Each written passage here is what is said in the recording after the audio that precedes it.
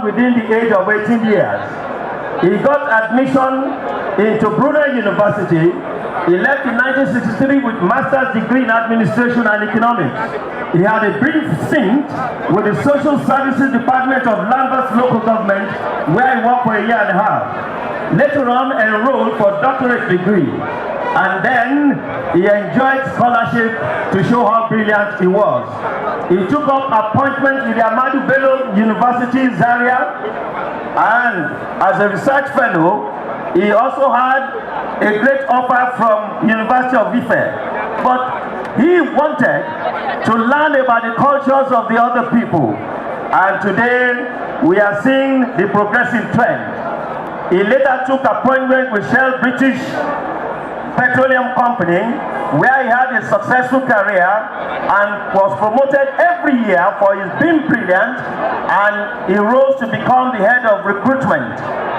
But this restless prince of Ibadan would not stay too long in that place, because he discovered he is a voice and was meant to be the voice of the voiceless. So he quits that company. In the portrait of an activist, a biography of Balogun, it was recorded that by working against Nigerian workers, those he was supposed to be championing their cause, he was against his conscience, and therefore he called it quits. It was during his sojourn in the United Kingdom that the young Olalekan developed the white-black consciousness, which crystallized into his passion for human rights, and he joined the leftist Marxist movement. No wonder that he plumbed into politics in 1978 and joined the Talakawa Party,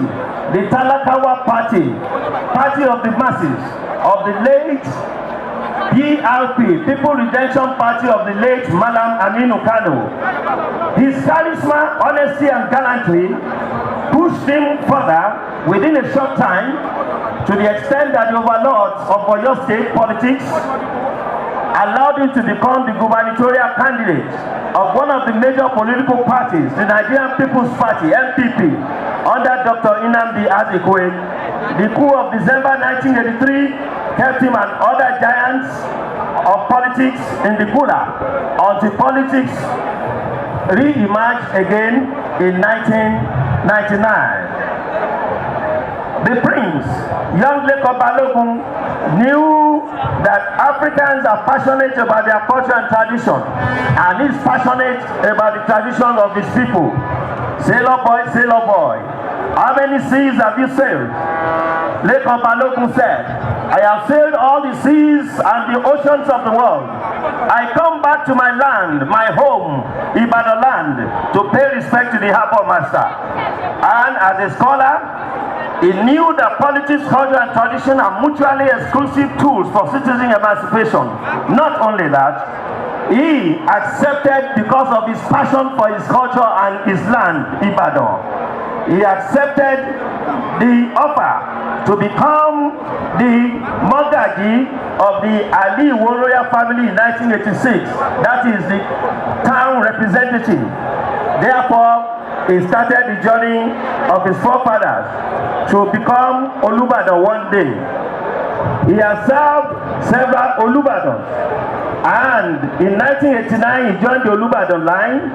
Today, after 33 years, Oba Dr. Mohood Olalekan Balogun, distinguished senator of the Federal Republic, a great man of the people, rare breed politician, renowned technocrat, erudite scholar, activist, author, is today the 42nd Olúbàdàn of Ibadan land, for Ibadan has called him to come and serve them.